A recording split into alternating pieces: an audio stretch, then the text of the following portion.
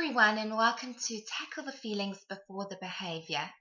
And today's blog is going to be called Child Sexual Abuse Understanding the Impact and Risk.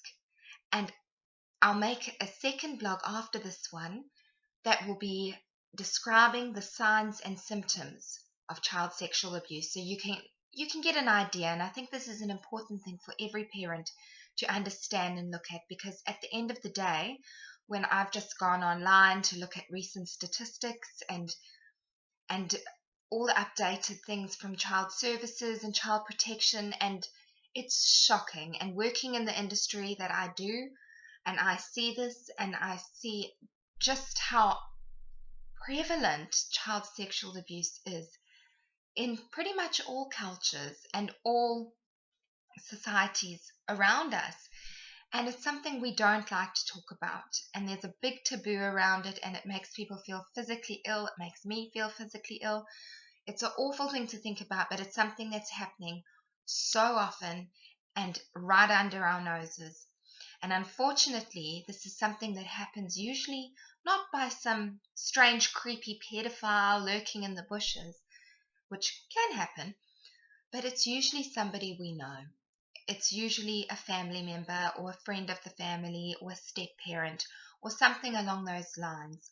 And at times it can even be an older sibling and an older friend.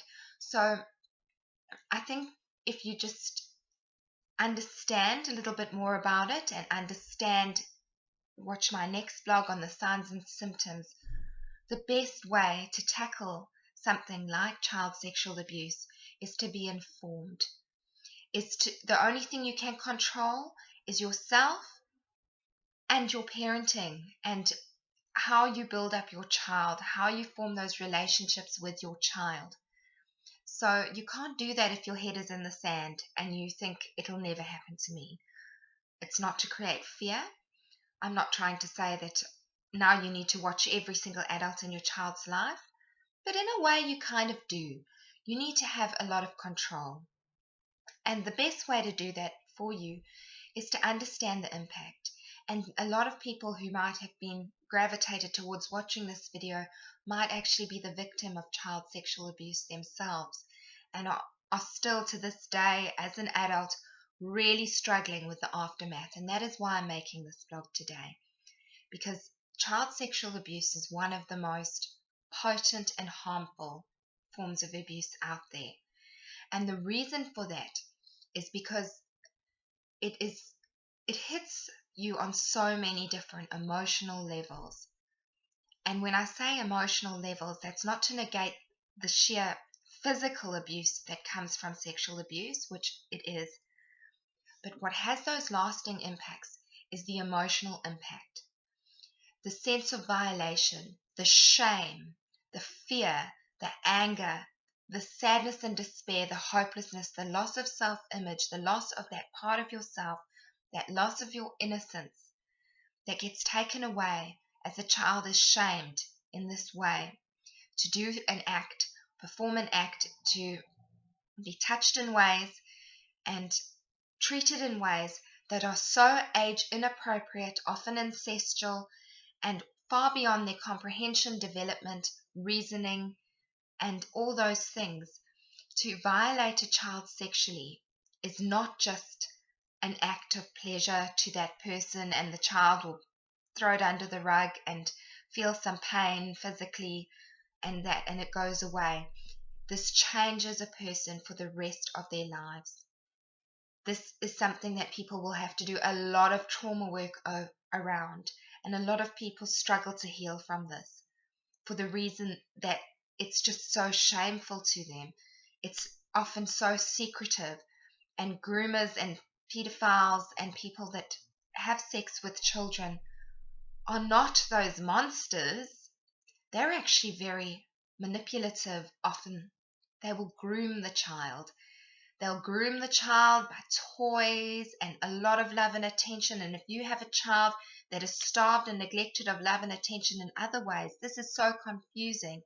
Or if it's a parent and wanting that acceptance and that love and getting those roles confused between that kind of love, sexual love and mature love, and that real basic survival love, that unconditional attachment love. Even if it's a child, another child sexually abusing another child, it's that innocence, that sense of roles, opening yourself up, performing acts that are way beyond anything that you've chosen or that you understand, or that you even understand the consequences. And an excuse you'll often find is that the child didn't say no. And what you need to understand is a child is not in the capacity to say no. That is why under 16 and 15 is often, in most countries, considered statutory rape, because they have assessed and understood that children are not in a position to give consent before that. They don't have the brain development, they don't have the understanding, and they don't really have the body development a lot of the time either. You get people who only hit puberty later on, 14 years old, 15 years old. It's very confusing for a child. It takes away their sense of safety in the world. That's with the fear. That security and safety in the world. You get the shame and that self-belief, that self-esteem and self-confidence. They'll feel violated and ugly and disgusting and dirty, and that they've done something wrong. Often, even if you have a good relationship, they're so ashamed to admit what's been going on because they know it's wrong, but they don't know how to say anything because they feel like an active participant. And often that's part of the grooming, that it's a shared secret, it's our secret, don't tell anybody. Or they are in fear because the person who's abusing them has threatened them or threatened their parents or other parent or loved ones, or I'll take something away, or nobody will believe you. And it's this mind control and this real manipulation that goes on. And it's heartbreaking to hear, but this is how it happens. And often it happens again and again and again. And so I want to draw your attention today to that, to the emotions. There's disgust, that real sense of that sickness, that harm, that physical illness. There's shame, that feeling something's really, really wrong with you. There's guilt, I've done something terribly wrong. There's sadness in the form of despair and hopelessness. There's so much anger at the violation and the lack of protection and feeling trapped, feeling in prison with it all. There's so many emotions that go on, and often those emotions are so neglected because of the level of secrecy, and the child will often dissociate because it's so overwhelming. So they just break off and split off, which creates a lot of childhood trauma. And a lot of people who grow up, they don't remember the abuse because their mind's gone elsewhere when it's been happening, or it becomes a repressed memory. So it has these lasting impacts, and it affects relationships. It affects your sense of self-worth. It can create mental illnesses, anxieties, and depressions. It can really hit a person on every single level. Boundaries, that anger, that powerlessness, loose boundaries, don't know how to say no, and often the cycle of abuse continues and continues because those emotions, that self-esteem is so low. There's so much fear of being alone, no self-trust, all of that. It can really have such detrimental effects in every single area of a person's life.